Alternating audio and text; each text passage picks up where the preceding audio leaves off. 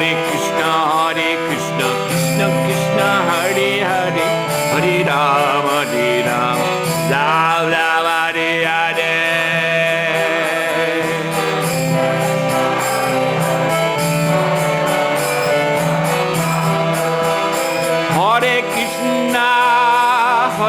Krishna, Krishna Krishna, Hare Hare, Hare Rama, Hare Rama, Rama Rama, Hare Hare.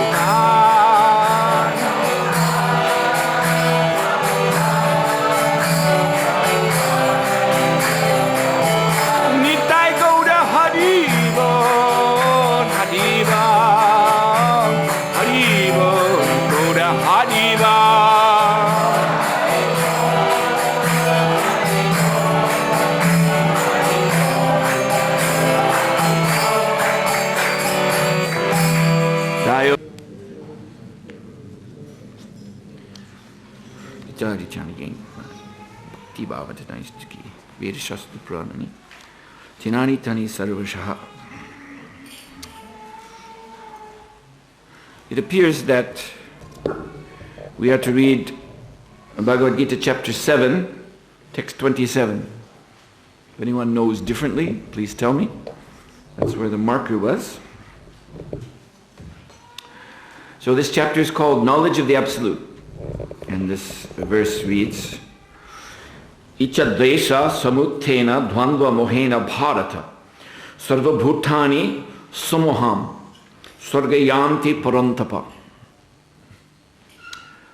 So this is a very key verse in our understanding of the philosophy of Bhagavad Gita. So I kindly ask you to repeat the Sanskrit after me, and we'll hear what each word means. Icha, desire. Dvesha, and hate.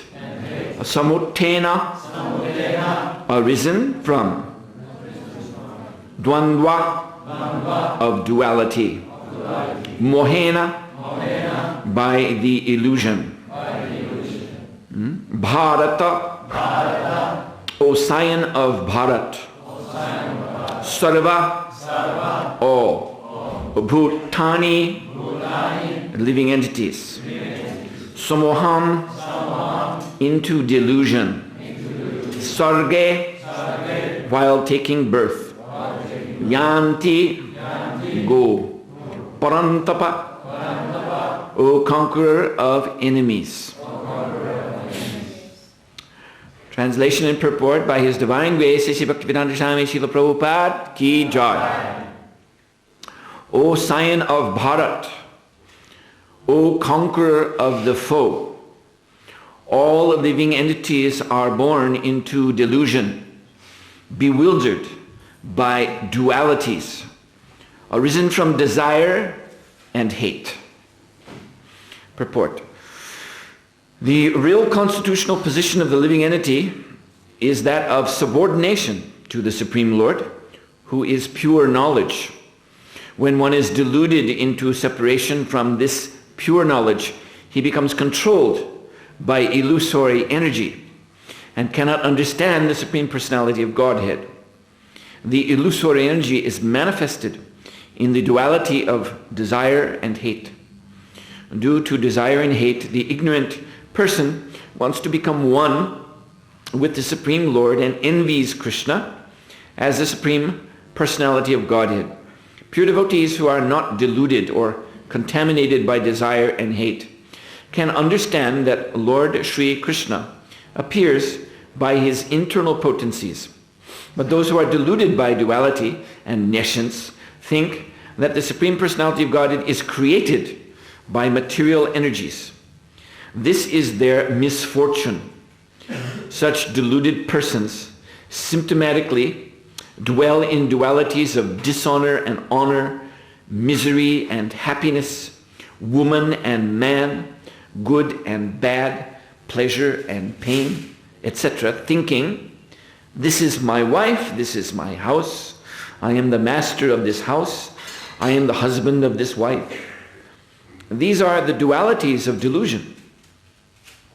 Those who are so deluded by dualities are completely foolish and therefore cannot understand the Supreme Personality of Godhead.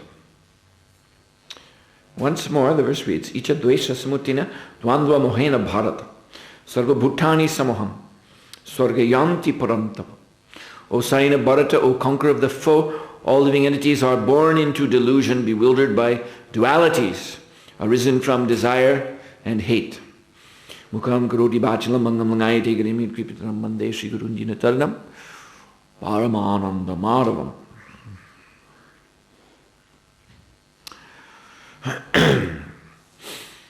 So as I said, this is a key verse often quoted by Srila Prabhupada.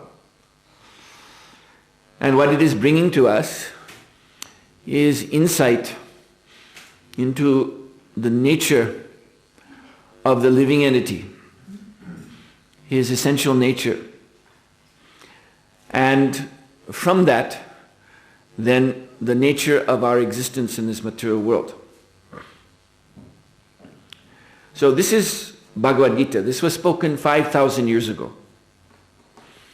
And Krishna, in speaking the Gita, as he declares here, that he is, of course, he's Krishna. He is the Supreme Lord, and whatever he says, that is the absolute truth.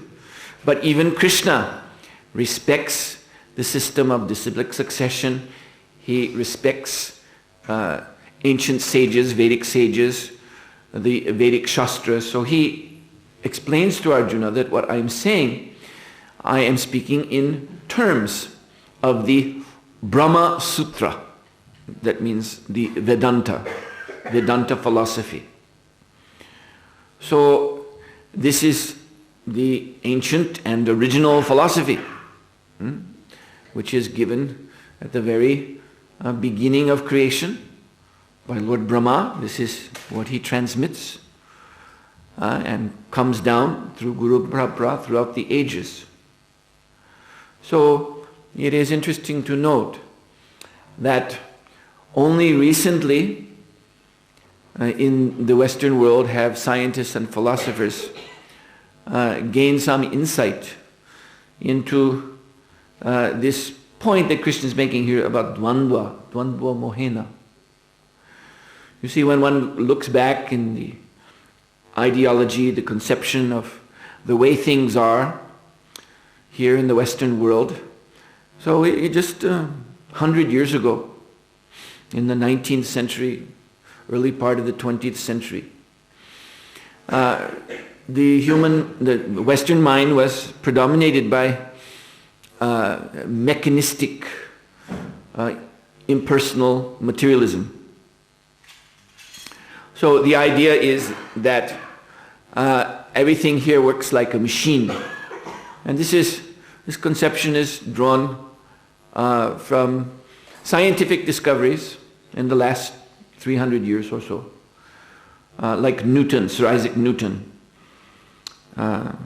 He's considered the first really great scientist.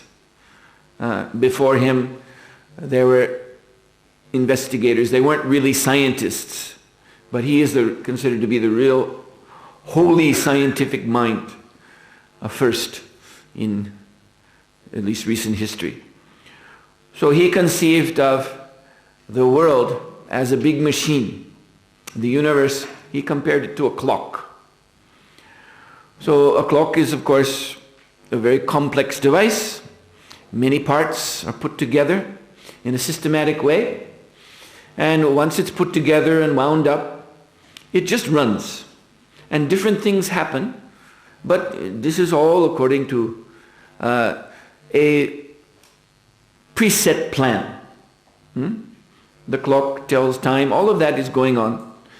Alarm ringing, and all of these things. In modern clocks they have calendars. So many aspects are there. But it is all preset. So this was his conception. And so from this scientific idea, there came down, philosophically speaking, an idea called determinism. That we're all machines. The universe is a machine, and you and I are machines. And whatever we do is also according to a preset plan. And we can't change what we do. We don't have choice, you see. So this is a perfect philosophy for demons to rationalize anything, you see. That means I can do anything, or you can do anything. And we just say, well, if I did it, I was supposed to do it. You see, this is the deterministic philosophy. No choice, actually. Declared by big shining, so-called shining lights of intellectualism in the 19th century. One famous German evolutionist, Ernst Haeckel, he was called Darwin's bulldog. You see, Darwin had the ideas, and this German scientist Haeckel, he went around and bit everyone with the ideas. He was, very kind of fierce type of person. And so he was a staunch devotee of Charles Darwin. And took it upon himself to go around and create all kinds of arguments and controversy And he argued very strongly, bombastically, and sarcastically, and you see, full venom in his words. So as he would often do, he would ridicule other scientists and philosophers of his time if they were not on this line of this fully materialistic, mechanistic, deterministic understanding of the world. So one other German philosophy, he was chastising him for thinking that there is such a thing as choice. And he said, you must learn that choice is only an illusion. We have no choice, no free will in whatever we do. It is simply a big illusion. And we have to come down to, the real fundament, the real reality, which is material, which is mechanical, pre-programmed, preset. And you just admit that you're a part of that and go with it. So this idea is still very much with us. And we often hear in classes these questions that come from this deterministic outlook. There are always questions about choice and free will, somehow related with the idea of the living entity coming into the material world. This is at least how I look at these questions. They seem to be permeated with the ghost of determinism, you see, that choice is actually an illusion. I'll give an example. This is how the logic would work. So if we were with Krishna, we were in relationship with Krishna in the spiritual world, then that must be what we really are. And this is meant in a completely deterministic sense. We're programmed to be like that, to be with Krishna. But here I am in the material world. So how did that happen? You see, because if I have this program in me that I am Krishna's devotee and I must love him and serve him, that's the program, then how did I end up here? And then this creates the doubt that, well, maybe I never was there. You see? And maybe my program is to just be neutral, you see, in between. And then by someone's mercy, I become a devotee and then get this new program. And once I'm there, I can never come back. But we know Prabhupada never agreed to such an outlook. And Prabhupada, you look through his purports and listen to his explanations. He's always coming to this point, the free will of the living entity. And we are the architects of our destiny. And we create our misfortune. These are, as I'm speaking, I'm thinking of so many, many references where I've seen Prabhupada say this to direct questions on this point. You see. And that even one is with Krishna in the spiritual world. The choice is still there. Even from the spiritual world, one can choose differently. And this is our nature. So this seems to be very difficult for some people to understand. So I'm not going to get into the psychology of that, but I'm just mentioning philosophically, there's this point of view called determinism. And as I said again, I think that this problem that we have, that some of us have with the understanding the free will, comes from some absorption in this deterministic outlook. But nowadays, you see, what I want to point out here is that I was speaking of the 19th century, but now we're in the 21st century.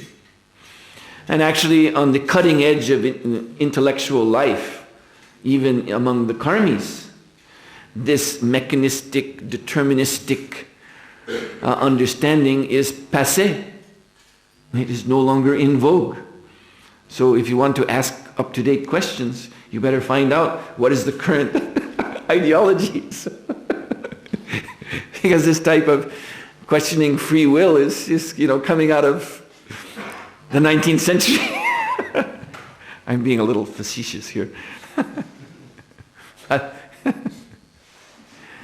It is a fact that since the 1920s, when scientists began to make the discoveries which led to what is known as quantum mechanics, that a whole different way of looking at the world has manifest.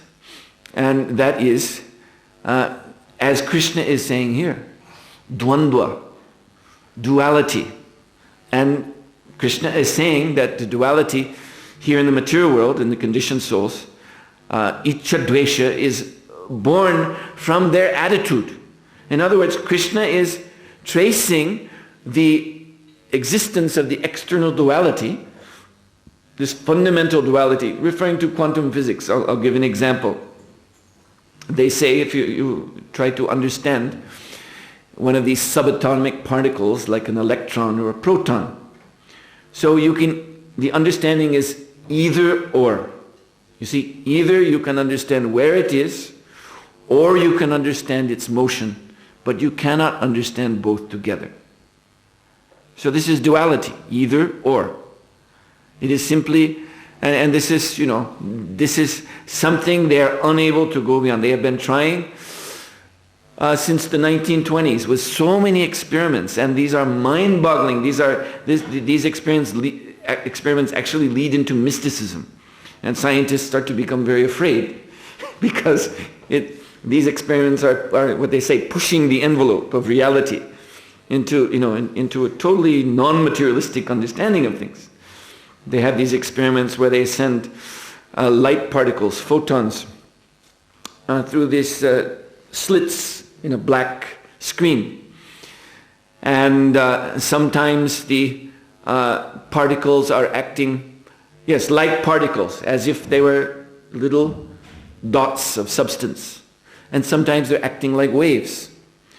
And whether they're acting like particles or waves has, as scientists see, it has everything to do with the observer, with the mind of the observer. And that scares them, because this is indicating that, you see, consciousness is an essential component of reality. Everything is not simply matter. There is you cannot explain what's happening in the material world unless you bring in consciousness. And so this is a big, area of so much discussion. The scientists are trying to maintain some of them anyway, they become divided. Some are leaning back in the direction of religion and mysticism now as a result of this. Others are trying to cling to materialism. But it's very difficult for them because of this. So what they have learned in this experimentation in quantum mechanics is that material nature is responding to our mind. And again, the mind, the Vedas have told us since thousands of years, the mind has two basic functions: sankalpa, vikalpa, accepting, rejecting, which means choice. And so the world is a response to the power of choice of the living entity, and therefore there is duality. This is what Krishna is saying. There's dualities like good and bad, or good and evil. That's the classical thing that everyone worries about. Good versus evil, the big moral question. And the truth question, truth versus falsehood. And light versus dark. And all these things. Everything. We look at everything and you see it is pervaded by duality. So what Krishna is saying here is that duality originates actually in us, in the living entity. And material nature is responding to that. And why is it originating with us? Because it is a nature of the living entity to have free will, to have choice. Now, of course, it is not absolute free will. It is not that we can, you see, we're having some trouble in our life. Things are going as we don't like them to go. So we cannot change our situation just by a decision in the mind. Prabhupada he refers here in the purport to a man and wife, to domestic situation. And that is certainly a scene of much trouble, you see. This is where we get prime example of what is duality. that man is attracted to woman, woman is attracted to man. And this is considered positive, very nice. But then once they get into that relationship, then a whole other side opens up. You see, this is duality. And they get into the relationship believing that it is good. And once they're in it, they start to realize, wait, this is bad. You see? So if someone is in such a bad situation, married to someone that they found out they don't like, you see, that is not really suitable for them. After being infatuated with them, then the thrill is gone. So there they are, stuck in this relationship. But you can't change this just by decision of the mind. That I wish she would disappear. And then you go and she's not there. You see, we don't have absolute free will. You see, to make someone disappear from our life just by thinking. So our free will is limited. And material nature is conditioning us by her modes. So as we're choosing, you see, we're choosing among the flavors of sense gratification that are provided by the three modes of nature: goodness, passion, and ignorance. We develop a taste. And the taste also what taste we develop, that is also coming by time. You see, just like you see in society, you can see practically, just speaking in a social sense. Consider tastes of clothing. You see, why do fashions change? Time goes by and something seems to just manifest. This is all done by material nature. Some new style seems to manifest, and then everybody wants to dress that way. You see? That's the in thing. If you want to be in, then you have to dress like this. I remember when I was 18 years old, every boy who was going to be in had to have long hair. You see, the longer the better. Now you don't see anyone like that, and very rarely boys with long hair. It's passé. It's not considered cool anymore. But everyone was trying to grow that, looking in the mirror. Is it getting longer? Has it passed my ear yet?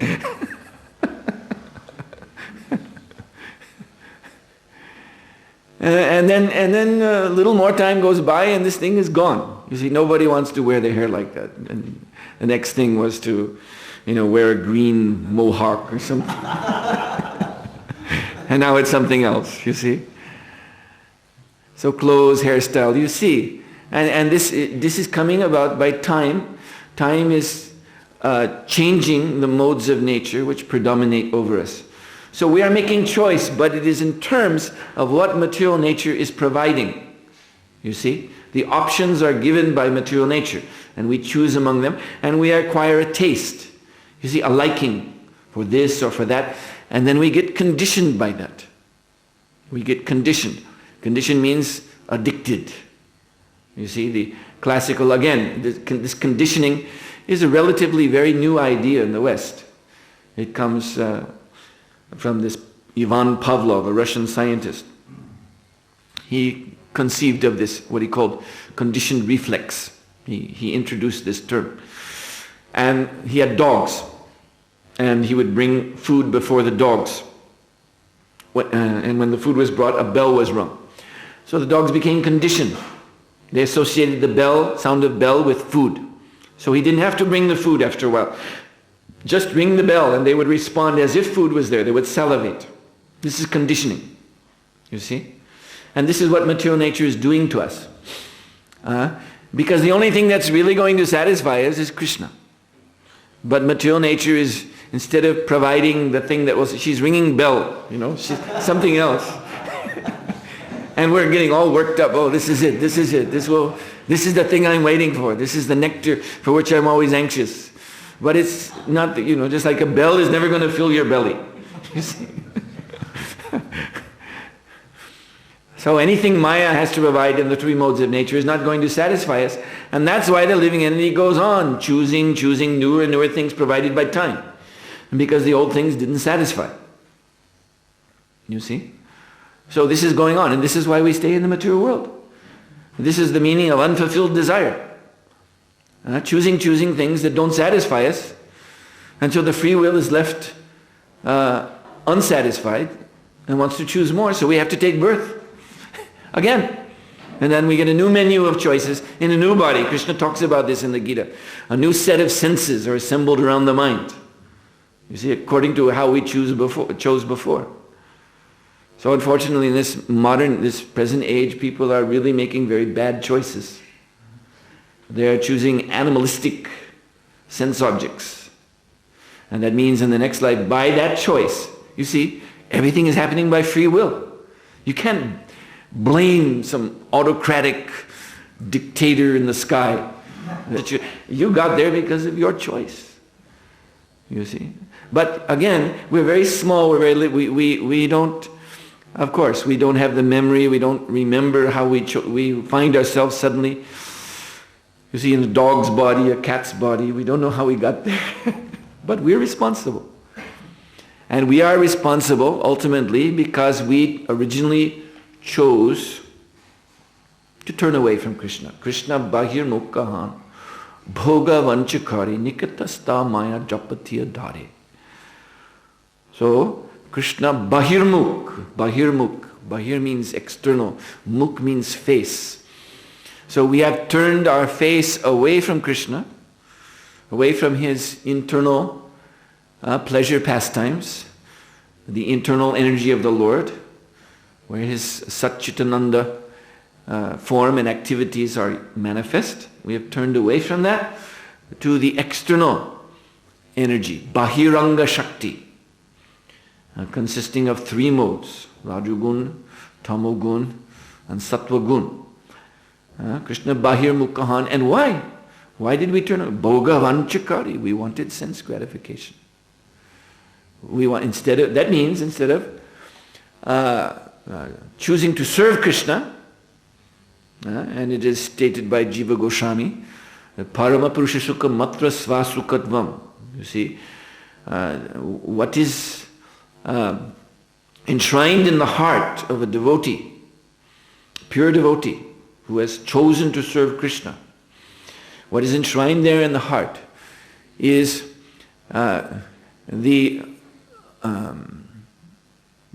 shall we say, this paradigm, yes, the good word, paradigm of happiness, that Krishna's happiness is my happiness.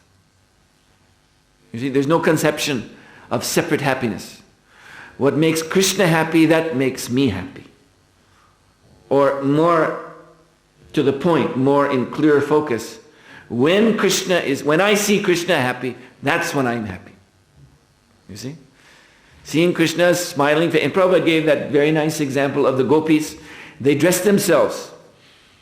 You see, a woman actually made this sarcastic comment about her sex in the material world. She said, men think we dress for them, but we don't. We dress for other women. Because it's competition, it's enviousness. So they all try to outdo one another to show that they're the best. I heard this from a woman, so this is not a sexist statement. But in the spiritual world, the gopis, who are transcendental women, they dress for the pleasure of Krishna. They dress in all kinds of finery, the best there is. Because everything there is transcendental, perfect, original in beauty. So they are the most beautiful women in all of existence, and they dress themselves most beautifully, far outshining even the women of the heavenly planets. But they do this just for Krishna. And when Krishna sees them, he's pleased. When he sees their beauty, then he smiles. He looks upon the gopis and he smiles appreciatingly. And when the gopis see that we have pleased Krishna by our nice dress, then they become happy, seeing that Krishna is happy. And the thing is, their happiness at Krishna's satisfaction excels Krishna's happiness. It extends beyond Krishna's happiness. So Prabhupada said, they smile even more. Seeing Krishna smile, they smile even more. And then when Krishna sees that they're smiling more, then he becomes more happy. And his smile then outshines the gopis. But then when they say, oh, Krishna has become more happy, they become even more happy. And Prabhupada called this transcendental competition. In this way, the bliss of the spiritual world is ever expanding without any end. And the center of this bliss is Krishna's happiness. That is the hub around which everything else is revolving. Krishna's happiness. So this is the paradigm of happiness or pleasure that is enshrined in the heart of a pure devotee. The Krishna's happiness, that is my happiness. Otherwise I have no other happiness. There is no happiness. But the non-devotee, he conceives of separate happiness. He thinks, why should I serve Krishna's happiness? I want to be happy. In other words, I want to be Krishna. So I want to be the center. And so this paradigm of pleasure is bhoga, sense gratification. So bhoga vanchakari. Nikatasta maya japatiyadari. And as soon as one manifests this attitude, Maya seizes him. And here Krishna is explaining how she is seizing us by dvandva mohena, the delusion of duality. So this duality, it's not very hard to understand what the root of it is. Here is this little jiva, and he's looking upon Krishna's energy, or the shadow of Krishna's energy. This Maya Shakti is the shadow of Krishna's internal potency, but she is Krishna's potency. She is also pure devotee of Krishna. And Prabhupada said in one lecture very significantly, my eyes got big when I heard Prabhupada say this. He said, Maya means Krishna's potency, power. So that means, Prabhupada said, that she is every bit as powerful as Krishna. That's when my eyes got big. Maya is Krishna's potency. That means she is every bit as powerful as Krishna. But she's Krishna's devotee. You see? Immediately we think, well, if I was as powerful as Krishna, I wouldn't do what Krishna said. I would do my own thing. But she's a devotee of Krishna. So even though she's Krishna's power as powerful as Krishna, she's always surrendered to Krishna. So here she is, Krishna's power, and here's this tiny little jiva looking upon her lustfully. Now I'm going to enjoy her. So she cannot be enjoyed or controlled by the living entity, but her thankless task is to oblige the living entity. Therefore, one name for the Maya Shakti is Adhara Shakti, which means accommodating energy. She obliges or accommodates the desire of the living entity. You want to enjoy me? Okay, come on. And she's making herself attractive, drawing in that living entity. But as soon as he comes in, as soon as he's nikatasta maya, as soon as he's seized by Maya in her grip, then she's immediately showing him, you can't control me. And that's the other side, the dvandva, the duality. He's coming in thinking, this is very nice, here it is, this is what I always wanted. I'm going to be God, she's going to be my energy, I'm going to be the enjoyer. But as soon as he's in her grip, he starts to realize, oh, there are problems. I still want to be God, but now I'm going to have to solve these problems. So many difficulties are there. And then he solves some problem, or he thinks he solves some problem. You see? Maya does this. She's accommodating. Oh, you want to solve this problem? Okay. But as soon as he solves it, just by his solving that, he's created another problem. You see? And if you want to see this in action, just read the newspaper. Read the world news. President Bush went to Iraq to stop Islamic terrorism. Now I just saw a news report on Yahoo.com that as a result of the Americans going into Iraq, now Al-Qaeda, that terrorist organization, it was apparently dwindling because they did some bad things. They blew up bombs in Muslim cities and killed other Muslims. So they became unpopular. But now that they're fighting the Americans in Iraq, Al-Qaeda is again very, very popular and everyone wants to join them. So the terrorist ranks are becoming bigger and bigger as a result of... So you see, you go to Iraq to solve one problem and then you create another problem. You kick out Saddam Hussein and think, hurrah, hurrah. And then there's another problem staring you in the face. So this is going on internationally, but it's going on locally, it's going on individually, everyone's life. You see? Everyone is on this treadmill. I like to keep the animals in a cage, and they can run in a little circular cage inside the cage, and they can, to get exercise, they can run. And the cage spins very fast, and they run, but they don't go anywhere. You see? So this is so-called progress in the material world. This is the progress of knowledge also, material knowledge. They sent these robot rovers to Mars to answer questions. And by their being there and photographing things and sniffing things with their sensors, they have created at least 10 times more new questions. You see, maybe they have answered some old questions, but in the process they have created so many, many new questions. In fact, in March, one of these rovers photographed a UFO in the Martian sky, and the scientists don't know what that is. There's some UFO. What is it? We don't know. See? Now you sent these things there to get knowledge. And what it's provided you is now the food for so many, we don't know. We have to investigate further. We'll have to send a better one up there next time. You see. And this is duality in action. This is duality in action. So this is all going on because of misplaced free will. We have made a mistake with our free will. We have been irresponsible with our free will. Now people ask, why is there free will? You see, this is the thing, because I think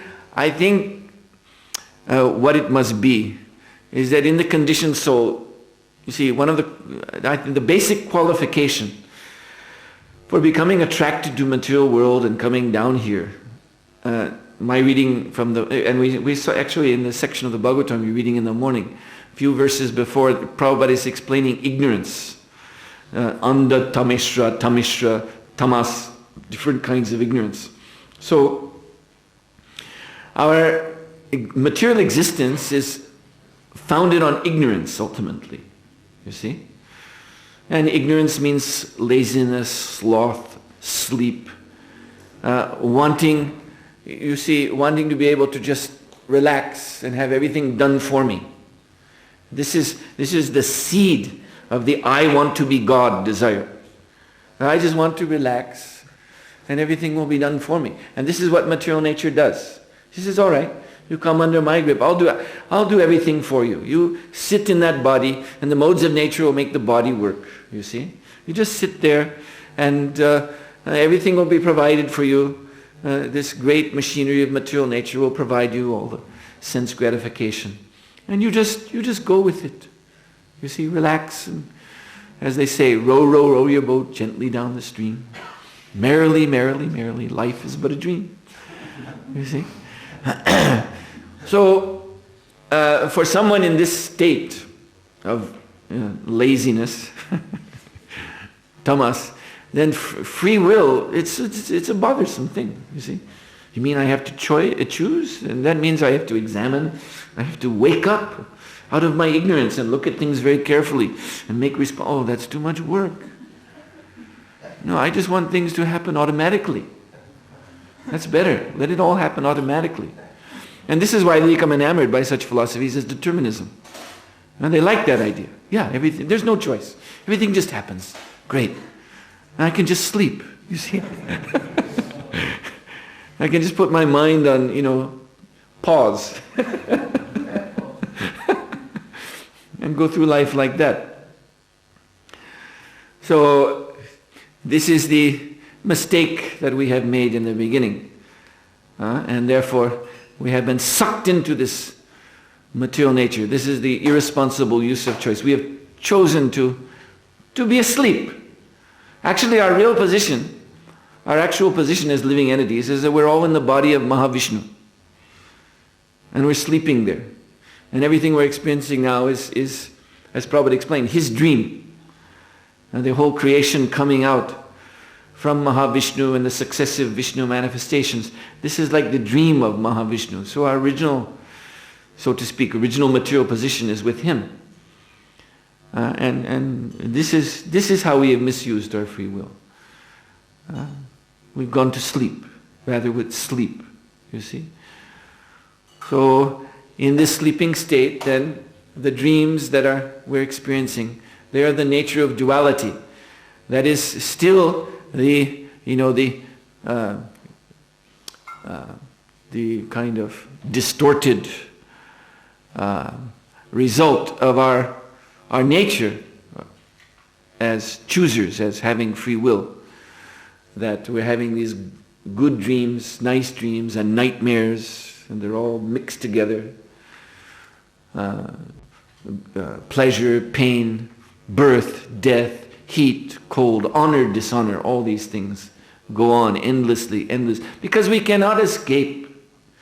We cannot escape what we really are. We cannot escape the actual nature of reality. Which is what? Which is personal. This free will, this choice, is intrinsic to personality. A person makes choices, machines don't make choices. This is the fundamental difference. They talk of artificial intelligence. You see computers becoming conscious. This is all bogus. Because a computer does not have any free will. A computer doesn't make choices. Whatever a computer does is pre-programmed. And this becomes the paragon of the materialist. He wants to be like a computer. He would like to be like a computer. Because a computer, they understand, a computer has no feelings. A computer doesn't suffer. So better to be a machine. And then you do the things that you do, but you don't suffer as a result. Just go through life on automatic pilot. But in fact, we are persons. And as persons we have consciousness. And consciousness means feelings. So our choosing then has results, you see, that we feel. And if we make bad choice, wrong choice, then we suffer. So then the thing is not to become a dead machine, but the thing is to choose properly. And this is why Krishna is speaking Bhagavad Gita. And we are born into Icha Dvesha, desire and hatred. So this is a perversion of the faculty of free will. Actually, the pure faculty of free will is meant because the spiritual world is full of variety, and all these varieties are there for Krishna's pleasure. So devotees, they function within this transcendental atmosphere, serving Krishna's pleasure, serving Krishna's happiness. And that means, Prabhupada used to say, variety is the mother of enjoyment. So that's why variety in the spiritual world is ever increasing, because the devotees' inventiveness, and that doesn't mean just speculation, but their creativeness in how to serve Krishna is always increasing. And therefore the Antaranga Shakti, the internal potency, is responding. That's why there are, for example, Kalpavriksha trees. They will provide anything. So the devotees, using their free will, are always thinking of newer and newer ways to please Krishna. And then it is provided. And this is why the spiritual world is so ecstatic.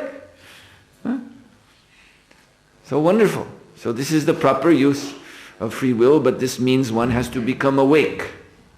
Krishna conscious. This is what Krishna consciousness means. And this is the exact opposite of Krishna unconsciousness. You see, Krishna unconsciousness means, again, the brain is turned off and I'm just going mechanically. Now, one may find oneself living in the temple in such a state. And Prabhupada always used to warn us, don't become dull. Don't become dull, where everything, our activities just become a list of items, you see. We check off, I did this, now I have to do that.